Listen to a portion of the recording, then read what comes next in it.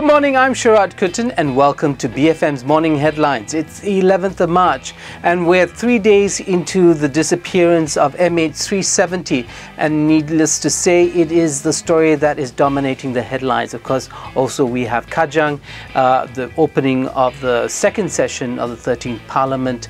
Other issues, of course, swirling about, but the one that's grabbing everybody's attention and grabbing the front pages is the MH370 story. And these two newspapers point to the problem that we are having.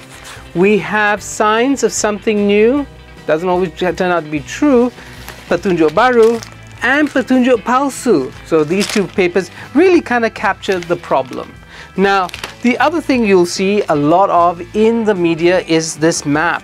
Today you see that map, and that map tells you the areas of coverage in the search and rescue effort. Now, it's still search and rescue, not search and recovery. That was the official word last night at the press conference. So there you see it, both the South China Sea, which is part of the natural route of the airline, and this, the Straits of Malacca, which is not. The question is, at this point, and this picture really kind of nails it, time. It's all about time. Time is ticking away. Is it possible that the passengers are safe somewhere? Is it possible that if they crash, there would be survivors? All this unanswered questions, too many questions. That is, scope widens. Again, with the politician on the front page, he apparently did a very good job of explaining things last night, according to a friend of mine.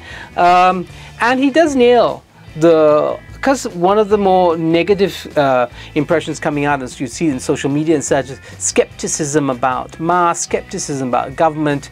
You know, are they telling the truth? Are they hiding something? And he says there, no, we're not hiding something.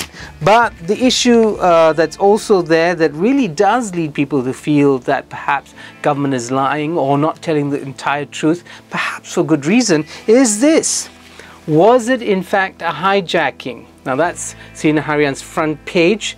That's not the acting Minister of Transport giving the peace sign. In fact, he has three fingers up at that point in the press conference. And that theory of a terrorist attack continues with this. The Sun's front page, China helps. Not so much in the search and rescue efforts, but really in trying to link the image of those two passengers on false passports with some other groups, perhaps in China, that are involved in terrorist activities. So you see that there's the Chinese Public Security Ministry's International Cooperation Department. They have sent representatives. Now, also interesting on the front pages of the Sun is this: 1 billion people flew without their passports being checked. That's huge, and that comes from Interpol, an organization that's issued a statement quite critical of the situation of airport security and such. The Malay Mail says it all. We have a security problem. Yes, we do. The question is, even though as the head of the Civil Aviation Department said that, you know, all procedures were followed when it came to those two individuals, clearly something was amiss. The passports went undetected. South Morning China Post, you might be interested to know, ran a story about MAS being fined some years ago for having one of its counter staff change the identity of a passenger in order to allow them on board. Now that could have been a one-off, we don't know. But South China Morning Post has put this up. It's not very good publicity for Malaysia, certainly not for the national carrier. Here, there's still a call for hope, but because of the easiest gesture to make, we all want to believe that, you know, people can be rescued that didn't suffer the worst of the consequences, which is death. But really, is there a reason for hope? But going beyond what I think is a very natural and desire to see people saved is calling in the auxiliary troops, and these of course come in the form of this, a bomoh, yes. A bomoh or Bomohs went to KLIA to help out. And well, I don't know what your opinion on Bomohs is, but I guess when you're lost for a kind of route to solution, maybe you think the supernatural might help out. Not me.